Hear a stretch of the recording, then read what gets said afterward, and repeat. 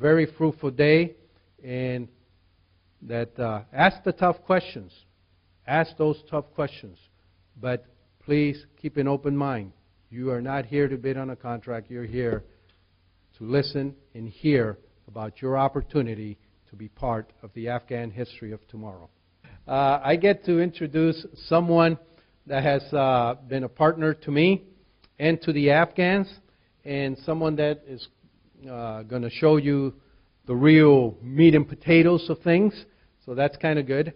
And it is Colonel Ice from the ISAF, and he's going to talk, but I want to thank him personally and recognize the efforts that he has put forth in establishing the relationships with myself, the Afghans, and making this a team effort and making it successful. Thank you very much. And Colonel Ice.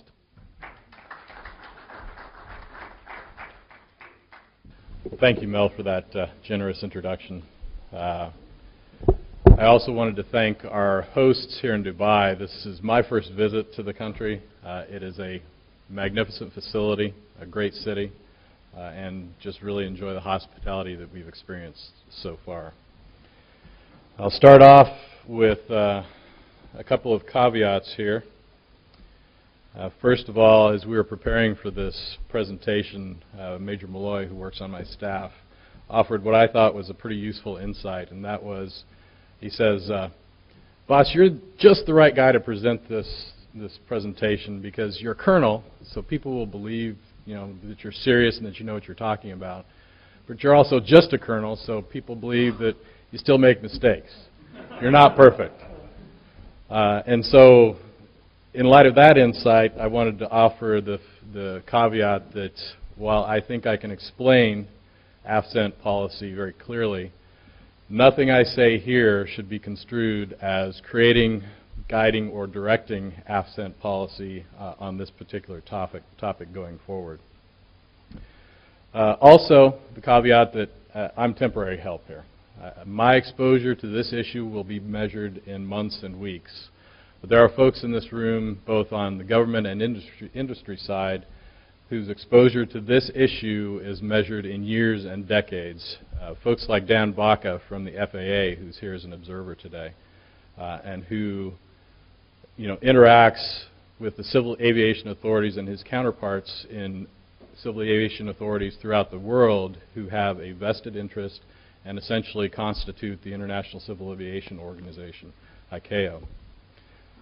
Also folks like Giorgio and his team, Giorgio Cioni from NATO headquarters, whose participation in this process is just unequaled. Every time I think I've come up with a great idea, I go to Giorgio and he says, "Yeah, we tried that 3 years ago. And it's working great. Good job." And he pats me on the shoulder and sends me back to work. So he and his team take on the critical challenge of informing and coordinating both the military and the alliance awareness and knowledge of this particular issue in a very robust way. And unlike Andy Korb, Colonel Korb is one of my partners on the aviation airfield side, I'm going to acknowledge right up in front that I stole most of the slides in this presentation directly from Giorgio's team, not just because of their superior PowerPoint skills, but more importantly because of the deep thought and careful consideration that went into building those slides and breaking this issue down into more manageable components that we'll talk about in just a few moments. So as I go around the room, I just wanted to tell you about my method. We've talked about U.S. AFCENT, who is the current operator of the airspace, the existing Airspace Control Authority. I represent ISAF and NATO in country and the military staff there, and I've also highlighted NATO headquarters participation. All three of those key organizations stand in support of making sure that this transition process is successful and working very closely with our Afghan partners, as Mel talked about. The Afghan MOTCA that you see or that you will interact with going forward is not the one you have dealt with in the past. In the past, MOTCA was considered as one of the smaller, non-security oriented ministries. Didn't get a lot of presidential attention, had to scrape and claw for every bit of resources that they were able to get, and that has all changed due to the significance of the topic that we're talking about today. I will tell you that there is presidential interest in civil aviation transition. It has been a discussion topic between President Karzai and President Obama. It is of significant interest at the highest levels in the military. Within the next 2 weeks, this specific topic will be briefed to both the commander of U.S. CENTCOM as well as COM-ISAF. So this issue that we're addressing today is very timely, and we feel that the ministry in particular, and I congratulate you, sir, has risen to the challenge, because with that increased level of attention becomes increased scrutiny and increased visibility, and that's not always an easy thing to take on. Hopefully, with it comes also increased resources in the future. So moving into the body of the presentation, these are the main areas we'll talk about, beginning with this slide, which we built to try to illustrate really the complexity of this challenge. And I'll move you through this in starting really from the center, working outward. The very first phase of transition will occur in the Kabul Flight Information Region High Sector, which is the airspace above flight level 290. We chose that with deliberation because, number one, it's the key revenue generating sector of the airspace, as shown by this slide depicting the high sector airways and their traffic densities. You see the two key transit sectors really link in the Great Arc navigation system. They really link Europe with Europe as a region with Southeast Asia as a region, and Afghanistan is uniquely positioned, as they have been historically, as the crossroads of interaction in those two regions. Also, just a quick display of the low sector airways to demonstrate the robustness of the system that has been developed. So that's the high sector airspace that will begin transition after contract award and move through the beginning of next year. Around the middle of next year, we'll transition the Kabul Area Control Center low sector, which really contains the most dense concentration of military activities that are going on in Afghanistan right now. There is an effort underway by U.S. AFCENT, who is the Airspace Control Authority, to declassify the airspace control measures that are in place in both the high and low sector. The high sector has already been declassified. The low sector will be declassified in the near future. And finally, as we move down to the bottom of the diagram, you see the terminal approach control areas, beginning with Kabul Area Control, or Kabul Approach Control. And contained in the body of the contract are also provisions for operations at the 4 major international airports proposed for operations within Afghanistan. And those are Kabul International Airport, Kandahar International Airport, Herat, and Mazar-e-Sharif airports. Finally, at the bottom of the diagram, the airspace diagram, we look at the transition of equipment that's in place. The United States has already proposed to transfer to the government of Afghanistan, and that proposal has been accepted, the infrastructure equipment such as the very small aperture terminal radios that constitutes an array of VHF radios piped through a satellite dish back to Kabul Area Control Center to actually implement the communications network for control of air traffic in Afghanistan, as well as 3 airport surveillance radars, ASR-8 systems, one located at Ghazni, one at Kabul International Airport, and one at Mazar-e-Sharif. So that constitutes the body of the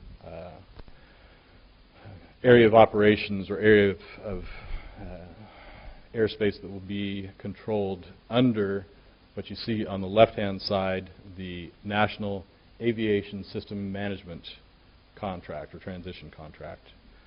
That's one of the key areas we're discussing today.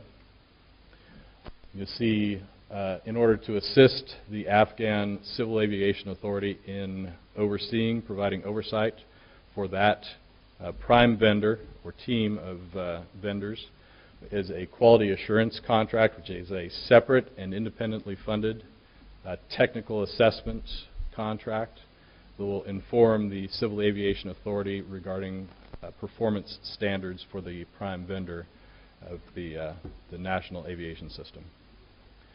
Working your way back down to the bottom, we've already talked about the equipment that will be proposed for transition. I will tell you there is still a remaining uncertainty regarding some NATO equipment, both common funded and nationally purchased equipment. We expect that uncertainty to be resolved in the summer timeframe after some future planning efforts on the part of NATO are more clearly defined. Down at the bottom, it should be expected and understood that there will be an ongoing NATO presence, likely at a minimum at these 4 airports and possibly at some other locations throughout the country of Afghanistan. So when you see the acronym RSM, that stands for the Resolute Support Mission, which is the tentative name for the future NATO mission after the cutoff of the current operation in December of 2014. Down here, we've talked about this briefly on the bottom right corner facing you is RSM basing. Again, likely to be some NATO presence at these airports. Moving up to the right side, you will see the contractor will be expected to provide and to facilitate ongoing military access to Afghan civil airspace. Now, the actual implementation of military airspace access will be fairly simple. There are contract standards for the contractors in place right now, and they take on this responsibility right now, especially as the airspaces are declassified. The processing of military access will become much simpler. What is not entirely certain at this point will be the level of military operations that are ongoing.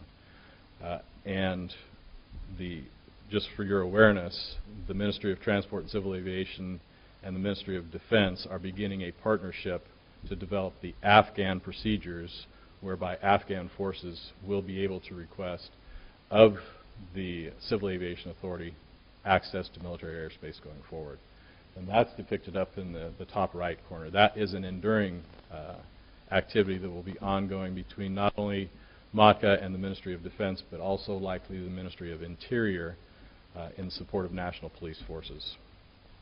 And the final, and to my mind, one of the critical pieces of this overall network that we're building to provide support and operational capability for the Ministry of Transport and Civil Aviation, and in the future the Civil Aviation Authority, to operate the airspace is the NATO headquarters facilitated, I'll use that word, a mentoring plan, and that idea will provide, or that plan will provide the technical experts at the field level that will be embedded with the Director General and his staff in country at the senior levels, the directorate levels, and they will also have, the plan is for those mentors in country to have reach back capability, dedicated hotlines, if you will, to very senior executives at the C level within European agencies such as ICAO or Eurocontrol and so forth. And that plan is actually fairly well advanced, with Germany proposing to support in many respects the implementation of that plan, but also looking for additional partnership from member nations to fill out the entire mentor cadre as that is implemented.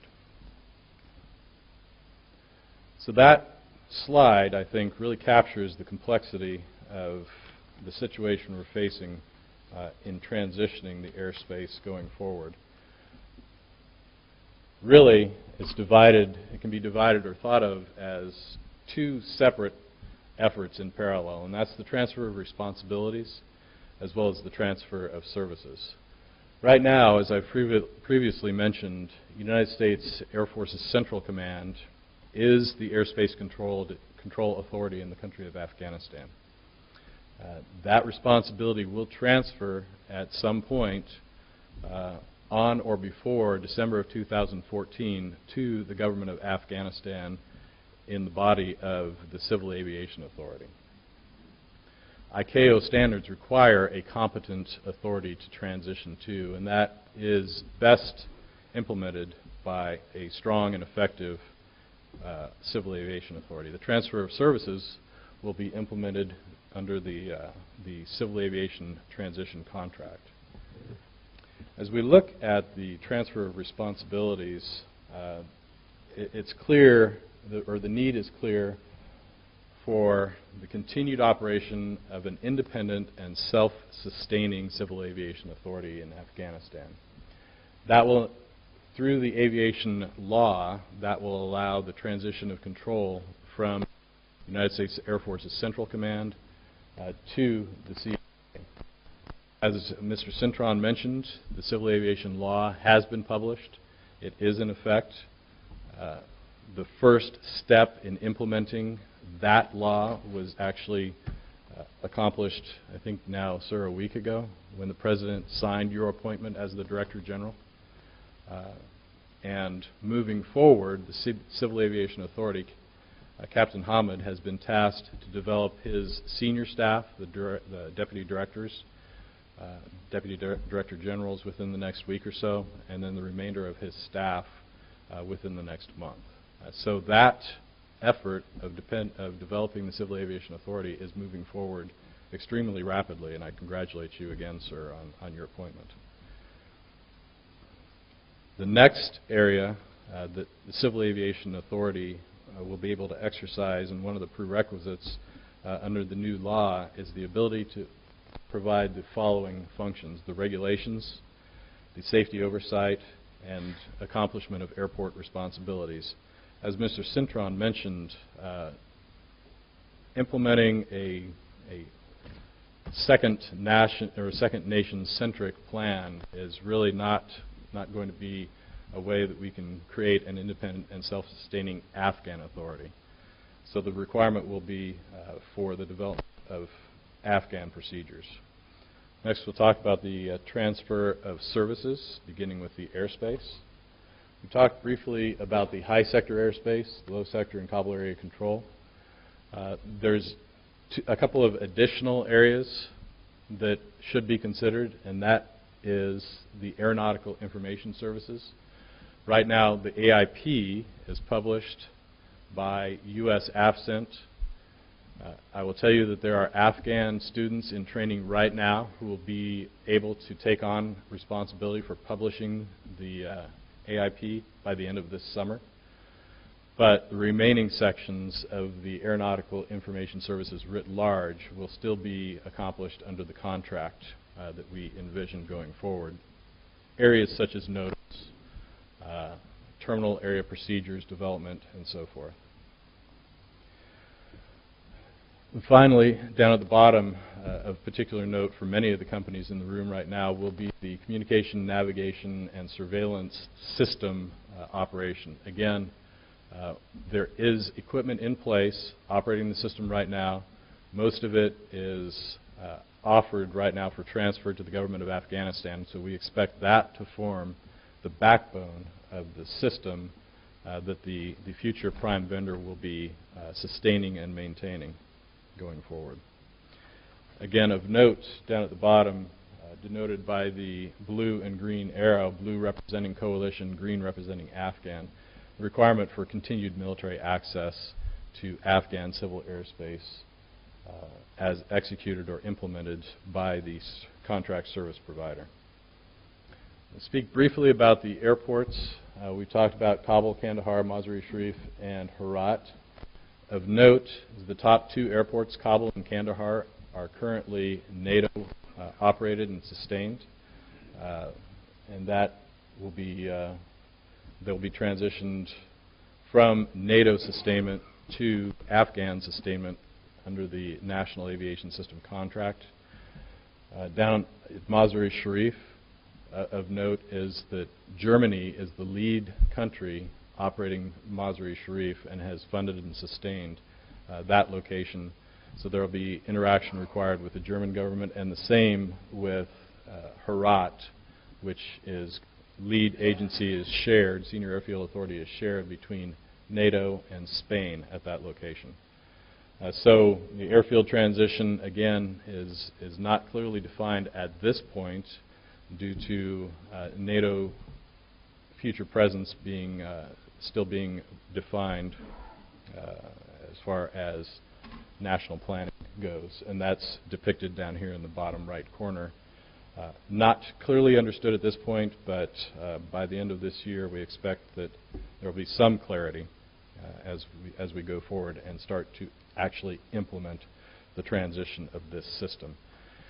Key elements that will be talked about further in Major Malloy's briefing are the operating requirements at those 5 airfields, and those, or I'm sorry, at those 4 airfields. Those key operating capabilities fall into 5 areas. We've divided air traffic control along the line of tower operations and then airspace operations. So you will see the tower air traffic control is tied to the individual airfield. Also, operations of fire, crash, and rescue.